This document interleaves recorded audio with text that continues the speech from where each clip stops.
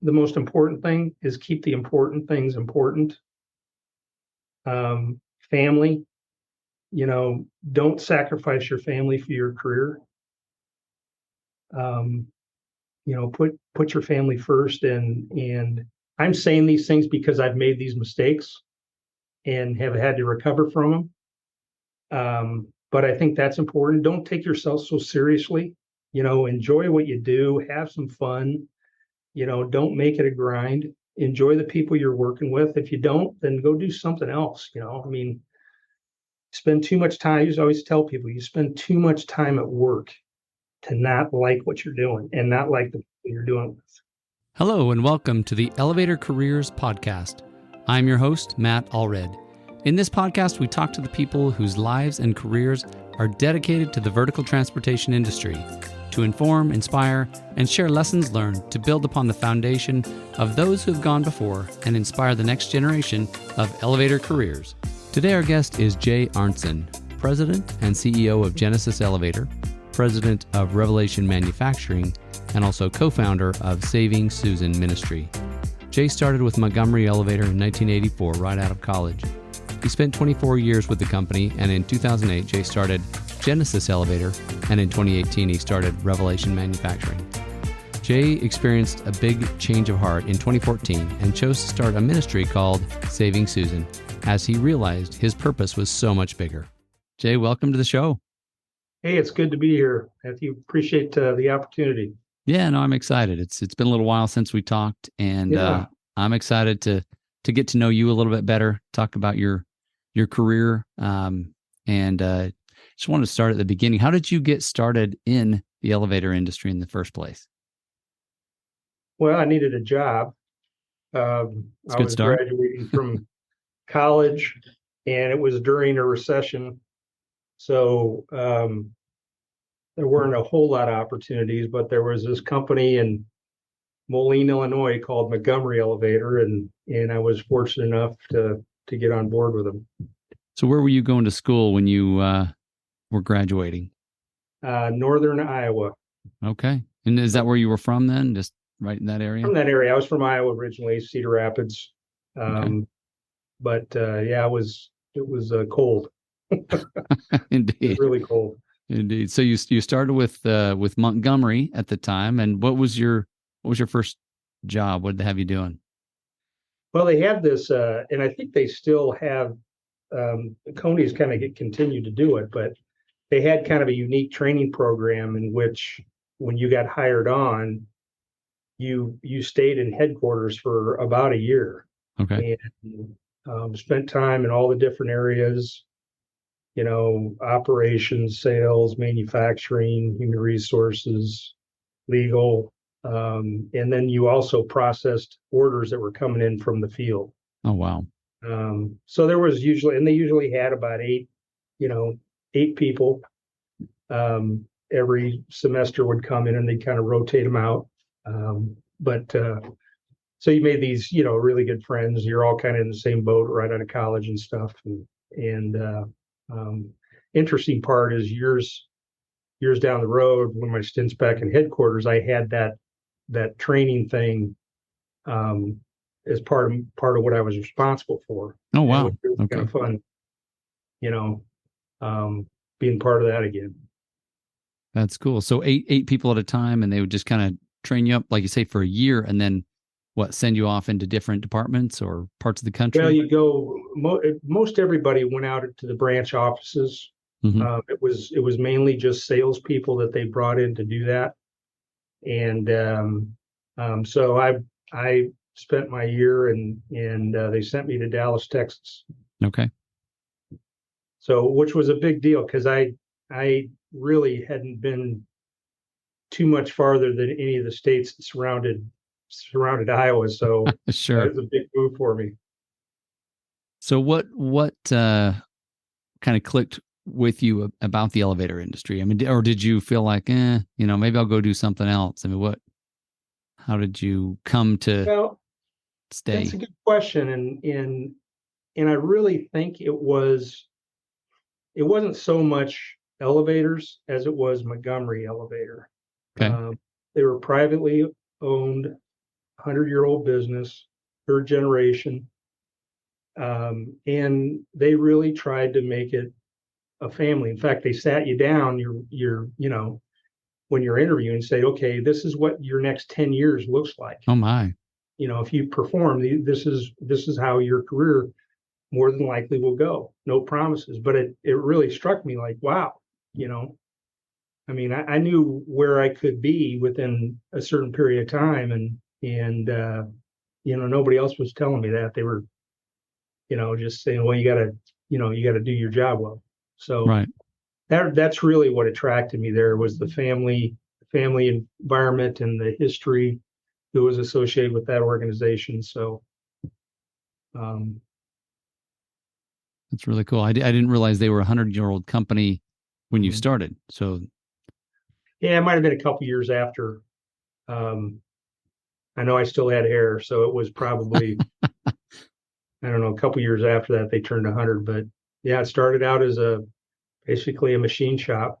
Sure. And they built components during the war for battleships, and really interesting history. That is interesting. And so at the time, though, primarily escalators, is that correct? Or were they doing elevators as well? They're doing elevators. I mean, we did a lot of low-rise elevators, mid-rise. Back then it was geared traction elevators. When I started, we were just kind of getting into some higher-rise stuff, which was exciting, especially being in Dallas, because they were really booming. But they really got into the higher-rise stuff probably about, that was probably 94, 95 area. They came out with a new control system that was accepted by the consultants and stuff, and so they put in some pretty high-rise stuff. Cool. So you were in a sales role. Is that correct? You were. Well, actually, that's the beauty of Montgomery, is I got to do a lot of different things. I mean, I started out in sales, then I was a branch manager, then I was a regional sales manager. Then I went back to headquarters and was running marketing and sales services. And then I went to New York, ran a company for Kone. That was after Kone bought us. And then back to Moline for another stint, and then to Atlanta. So we moved down around quite a bit. Yeah, it sounds like it. Who along the way, who were some of your mentors that taught you the ropes and kind of helped you see what was possible? Well, my first stop was in Dallas, and there was a prolific branch manager there by the name of Jerry Costanzo, who was from Chicago, and he was something else. And then the first guy I worked for, my sales manager, was Scott Hutter, and Scott, kind of, we put cross paths in our careers a couple of times, but he ended up being one of the senior vice presidents in headquarters, and I reported to him up there. And then he left and went and ran a couple companies, but he serves on our board for Genesis Elevator now too. Oh wow, okay. So it's been great just kind of having that kind of relationship. So Scott was Jim Clausen, who was president one time. I kind of came up through that his lineage, so to speak, and Denny Lauterbach, and then a couple of Finns, Ilpo Matiyama, who ran the escalator division, and I was the product manager for Escalator. Great guy. And then Hamo Makinen was the president of North America for several years when they first bought Montgomery. Great guy. I learned a ton from him. Guy never forgot a number. Wow. So you better have your numbers right, because he would remember what you said last month. That's a little intimidating for me, because yeah, that's tough. Yeah. So I'm curious. You mentioned kind of joining the Montgomery family, and then obviously at some point, I don't know the year, but Kone came in and purchased it. How did you notice a shift? Did you notice? I mean, did Kone come in with kind of that same family feel, or what was that like for you? Well, I think out of the majors, and Montgomery was a large company in the U.S., but they weren't international Sure. to any significant degree. So Kone has a similar history, 100-year-old business. The Herlin family started it. It is traded on the Finnish stock exchange, but vast majority of the stock still owned by the family. Cool. They're now in their fourth generation, fifth. I take that back. Fifth generation family, really running the company, and it was different. The Finns are different than we are, obviously. Sure. So it was a little bit different. And Hamo came over right away and planted him here. And he he'd been with Coney for a long time and stockholder and stuff. And he pretty much said, "We're going to run this the way you guys run it for a while." And then he goes, "I'll let these guys come in, but I'm not going to let them come in as fast as they want to." And so it just made us feel at ease. It still felt like we were still part of this kind of family environment. Yeah. How long did it run? Did he, I guess, let it run the way it had before he made changes? Really the first year, there weren't a whole lot of changes. I mean, there were some marketing things that were done, and I was charged of marketing at the time. So I got involved in some of that, which was interesting because there was a lot more of a global influence in that. But in terms of structure and organization and at that time products, it was really just we just kept doing what we were doing, and I think it was a great way to go. Yeah. I think a lot of people, a change like that's made, and it's like it's a revolving door, Sure. and that didn't happen. I Yeah. mean, he was a great leader. He had his lieutenants, and we just kept on rocking and rolling. But the key was for us and this was interesting about Montgomery, is Montgomery could never keep up with the other majors in terms of technology. I Right. mean, our job was we had to follow really fast. Right. So with Kone, that completely flipped. Sure. Kone is such a big technology company, or has been in the past. And it was just exciting to be part of, the introduction of the machine roomless elevator, and I was part of a global escalator development, and it was just really cool to be part of it from that perspective. Right. Well, I remember going to, I think it was, I don't know, Universal Studios or something in Florida, and I saw Montgomery/Kone, on the moving walk. And how long did they share the name essentially? It was about it. I mean, I was up at headquarters. That was when I was doing marketing, and they kept that for about 2 years. Okay. Till they finally dropped the Montgomery side. But that was a sad day for us guys who've been around a long Sure. time. But So how long were you with Montgomery before the acquisition? 12 years. Okay. Yeah. And then after the acquisition, how long did you stay? About 13 years. So Okay. I left right at 25 years. Gotcha. And so you said you moved multiple times, landed in Atlanta, and then what changed for you in Atlanta? Well, one of the things that changed, I mean, I had a great job, and there wasn't anything that was necessarily wrong with it. Mm-hmm. But as major corporations do, they restructure quite often, and sometimes restructuring doesn't work out for people. And for me, I had 3 sons. They were in school, grade school, and in middle school, and I just knew that I'd be traveling a lot, overseas, and I just decided I needed to do something for my family, and so that's when I I decided to leave Kone, and I really didn't want to go to work for any other major companies for the same reasons, Sure. So after about a year's worth of conversations with my bride and some mentors, that weren't in the industry and that, we decided to start the company just before the Great Recession, by the way, which was Gotcha. wasn't ideal, but we learned how to run lean and mean pretty early. Yeah, you would have to. So you started Genesis Elevator in 2008, is that correct? Yeah.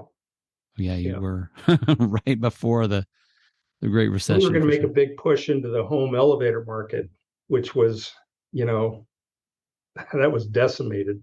Ooh, yeah. Because of mortgage issues. Yeah, no, it's interesting because we moved to where we're at, I guess in 2007, and there were a bunch of subdivisions all stubbed out and ready to go. And then, for about 10 years, they all just lay dormant until just a few years ago and started building again.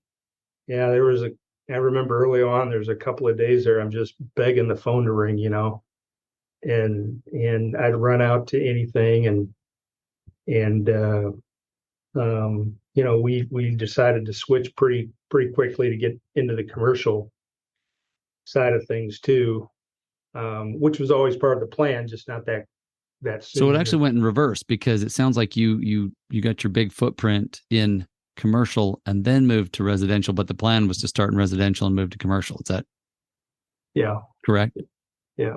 I mean, at the time, up before 2007, the residential business was growing at a 25% clip year on year. Huge. Wow. Yeah. And the indications with aging population and land was getting scarce, so people are building up and they have to have access to bedrooms and all that stuff. Everything appeared to show that this was going to be a great market. And I really thought it was at that time was underserved. Sure. There's a lot of kind of small companies, doing it, but they really hadn't looked at taking more of an industrialized approach. In fact, I had pitched it to Kone. Sure. To do something like that. And at the end of the day, they just had too many other things that were on their plate. And the majors they didn't like what they perceived as the liability associated with the home elevator market. Well, I'm sure it is a different beast. I mean, you it is. Work in both. And so I can't imagine what it's got to be like to go into an existing home and do a retrofit installation, or, it's got to be very, very, very different than on the commercial side, and the people you're dealing with, and ultimately the homeowners are going to care the most, right? Right. Well, we our guys, when we do service or anything on a home elevator, we always say you're walking into their inner sanctum. Mm-hmm. So you got to treat it like that. Yeah. So booties and yes, ma'am, yes, sir, professionalism. It's different than, pulling service on an office building or school or, hospital or something like that. It's just different. So it's a lot more personal, whereas the office building is professional. It's not as personal. No. I mean, most of our guys, and we're part of our process is that they need to spend about 10 minutes talking to the homeowner, not necessarily about elevators. Just connect with them and make sure that we've done our job and everything, but then just connect with them, because then you become a trusted servant, for their home, and that's really important. And we want that anyway. We want to share what's going on in our company with others, and homeowners are usually pretty interested. They got time, especially people at elevators. Yeah, well, and they're probably not going to walk away while you got your tools there and you're working on it, right? They're going to stay there and probably watch you the whole time. Yeah. And so, the guys who we put in that end of the business, we really make sure that they have these relational skills, or important as the technical skills. Yeah. There's one guy I get calls on all the time, from people saying how wonderful he is and all this other kind of stuff. And he's a decent mechanic, but he's just a great guy Really personable. Sure. and makes all the difference in the world, Yep. Yep. Absolutely. So I'm curious. So sounds like you got your start really in the commercial side, and then in the residential. How long before you actually started manufacturing? Because I believe the other half of your business or other part, Revelation, I think you call it, right, is the manufacturing a home elevator product, correct? Mm-hmm. Yeah. Huh. We started, we talked about it for many years. But, I know enough I was in manufacturing for a little bit. Mm-hmm. I knew enough about manufacturing to know I didn't know enough about manufacturing. Understood. But a friend of mine who was in manufacturing his entire career, Al Seba, he was retiring from John Deere and he had a big job with them. And he said, what's kind of cool about you, Jay, is you don't have to go from 100 miles an hour to zero. Sure. Because that's what he was thinking about his retirement. So I thought about it. I said, maybe you don't have to. And so I drug him into it. And so he went into it with me and he really, for the most part, he kind of runs the program. Okay. In terms of leadership. He's more of a consultant basis for the guy that we have that's there, but he just brings a whole different mindset, Sure. to manufacturing. We got more 3-letter acronyms over there than anybody's business. And it's you can eat off the floor. It's so clean. That's awesome. So do you brand the home elevators as Revelation, or are they still Genesis brand elevators, but the manufacturing portion is called Revelation? Yeah. For Genesis, we sell Genesis product. It's Revelation, but it's kind of like a model name. Okay. But the reason, and they're actually two completely separate companies. Okay. Because one of the things that we really are interested in doing is getting into distribution. And not going out and installing the elevators or anything like that, but finding, quality home elevator companies that want a good product, or are concerned about the way it looks. Sure. We're very focused in on what the customer sees. Mm-hmm. And we've also developed a 1-day installation process for a home elevator. Wow. Okay. So that's a big deal. We're still refining that and working on it. But one of the things I learned at Kone, and the Finns are, if I heard process out of a Finnish employee once, I heard it 100,000 times. Sure. There's only one best process. Wow. There's only one. Now you got to figure out what that is, but you have to start by at least having a process. And then you got to keep refining it. Yeah. You got to keep just working it. And so we've been doing that. And we have a great guy running the manufacturing side who's got, a lot of manufacturing experience. And so they're really getting dialed into it. And the way we look at it is manufacturing doesn't stop until we turn the keys over to the customer. It's just that the manufacturing process moves to site. Into the home, essentially. Right. And so we do as much of the manufacturing process under roof where it can be controlled and you have better chances at good quality and low defects. And then what happens out in the field is it's all plug and play. It's easy, kind of an erector set kind of mentality. Sure. So we're pretty excited about it. We still got a lot of work to do, but it's coming along. That's awesome. And I was gonna, you actually answered my question before I even asked it. Are you, do you sell it outside, or you only install? Are you the only installer of your product? But it sounds like that is part of the goal, is to, like you say, find other vendors, other installers to sell your product too. So they. Yeah, we've started out. We're not in any big hurry. We want to do it right, and so we had 2 companies this year. We really just started distributing outside of Genesis this year.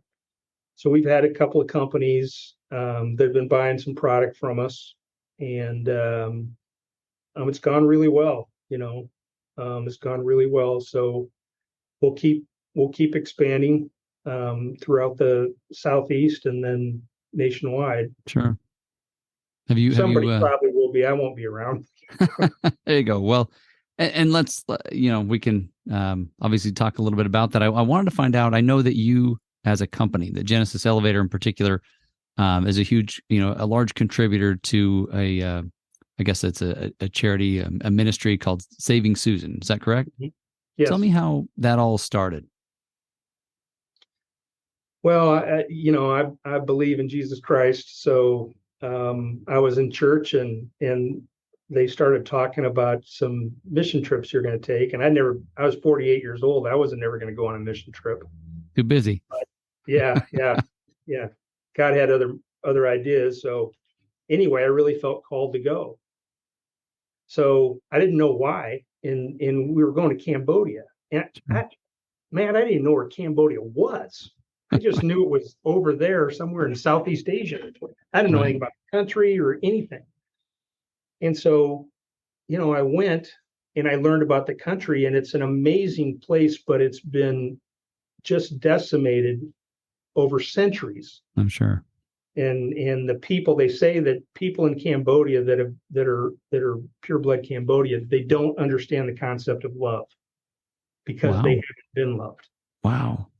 And we found that to be true. We really did. But we went to this Christian orphanage that our church was sponsoring. And, I love kids. My wife and I thought about adopting one time. Didn't work out, but I just love kids. And so we spent time at that orphanage, fine. And we went, to this other orphanage in the middle of the country. And the first day we were there, this little girl who was 4 years old, and I just kind of connected. And we didn't even speak the stinking language, I'm showing pictures on the phone. We're taking pictures. Anyway, we get up to leave, and my heart was burdened for this little girl. And so I called my wife, and, the communication was broken. I go, and I didn't know much about adoption or anything else. I go, girl, adopt. That's all she heard. Sure. So she was freaking out, thinking I was going to bring home some kids.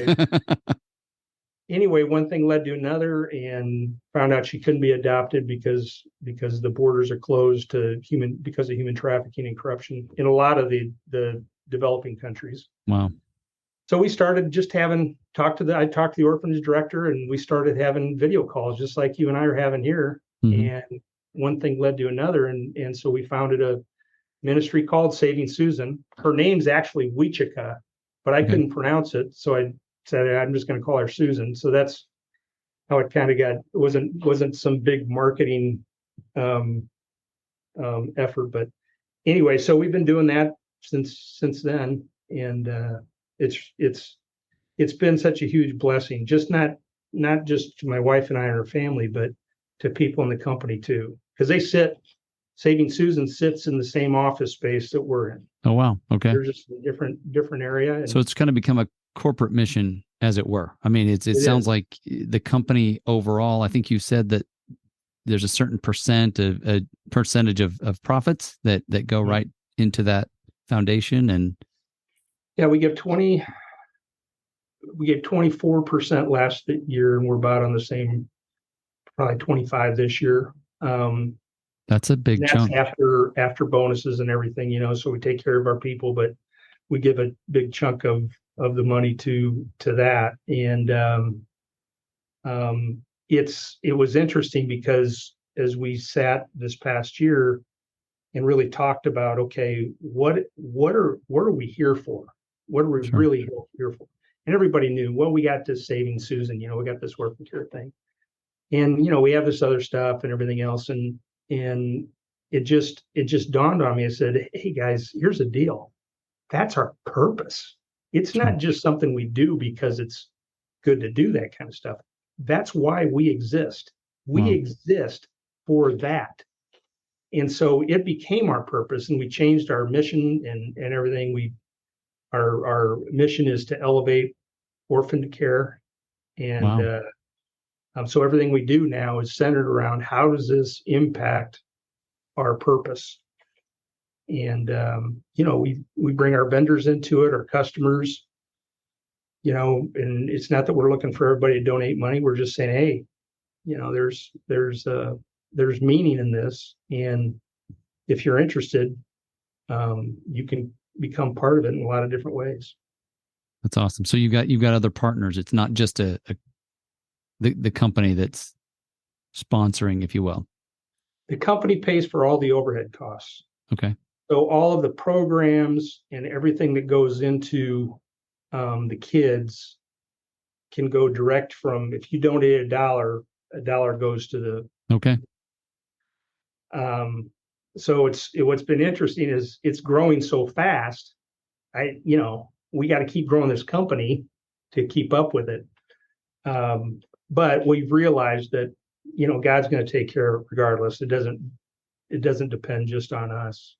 We've got, there's an architectural firm across the street, and we take these kids all the way through college.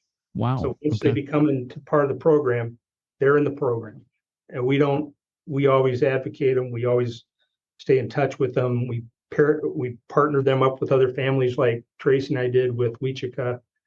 And we're with them through they get through college and find a job. Our purpose at the ministry is to give them an opportunity to be people of influence and have an impact for God's kingdom. Sure. We have to get them out of poverty. We have to get them Sure. out of the path of human trafficking and all these things that happen to orphans, whether they're in the orphanage or not. Once most orphanages or children's homes, when you turn certain age, you're out on your own. Yeah. And they don't have the means to do anything. So what do? They end up going back to where they came from and just repeating the cycle. Yeah. So we found businesses that actually they fund the ministry because they're like industries. So this architectural firm is funding a kid in Guatemala to become an architect. Wow.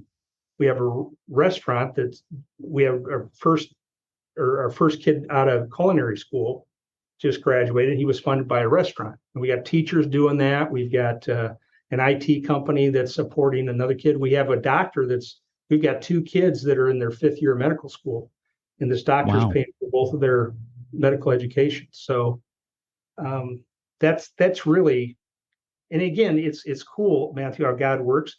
We didn't know that was going to be the end game. Sure. And now we're seeing these kids. We had one girl that graduated in college. She was supported by some teachers. She went back to her orphanage that has a school there, and she's teaching. And now she wants to become a lawyer. Wow. And this is a girl who was afraid of her own shadow. Sure. She was a wallflower.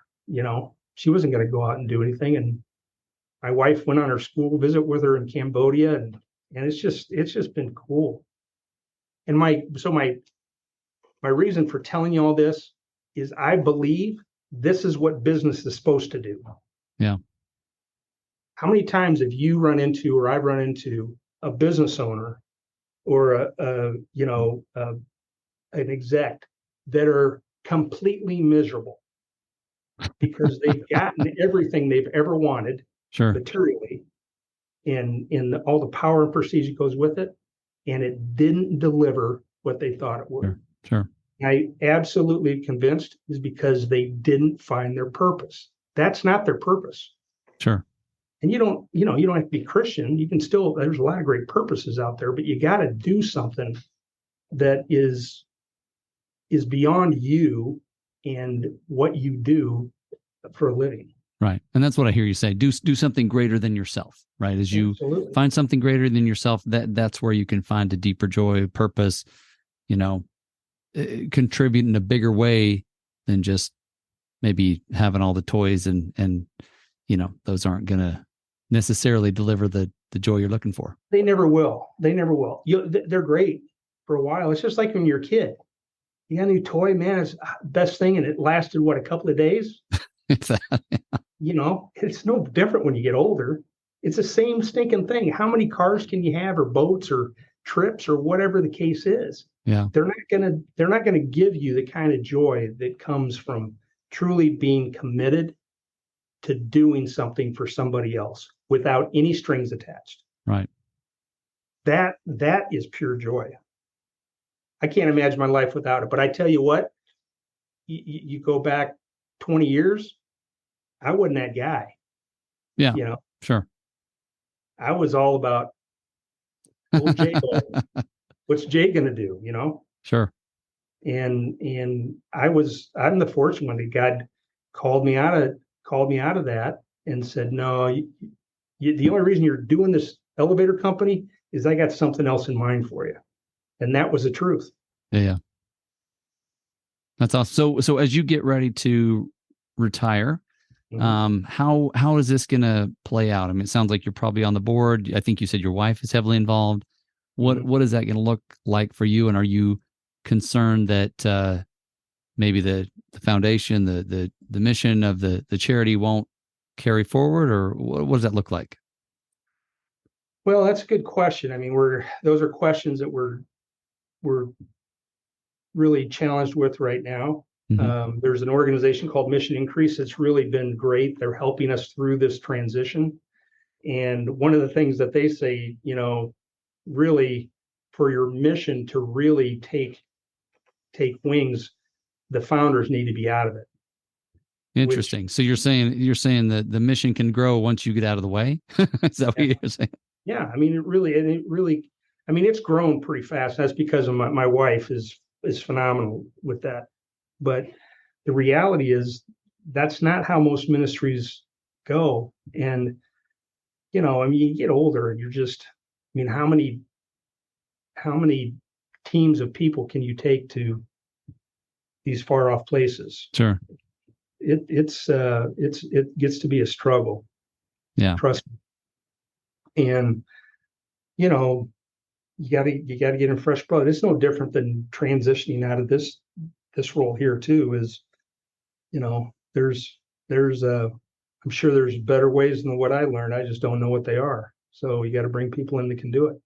Yeah. Yeah. No, it's amazing work you're doing. And I'm sure, you've got a plan in place, and it's just a matter of kind of executing it to make sure you've got people running the Genesis and Revelation side and the Saving Susan side. And so we're kind of running out of time, but as we wrap up, what some of the greatest lessons you've learned, or some advice you would give to those in the industry, or just anybody who's listening, or because you've had a remarkable career. I'm sure you've learned a lot.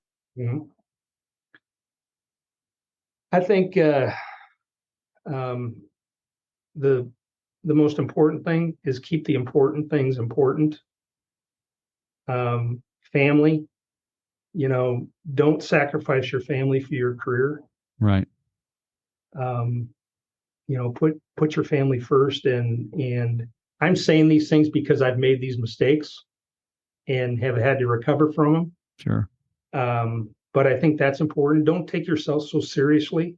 Enjoy what you do, have some fun. Don't make it a grind. Enjoy the people you're working with. If you don't, then go do something else. Spend too much time. I always tell people, you spend too much time at work to not like what you're doing and not like the people you're doing with. True. So the industry is interesting though, because people who get in rarely leave. That's true. There's I think it happens more nowadays.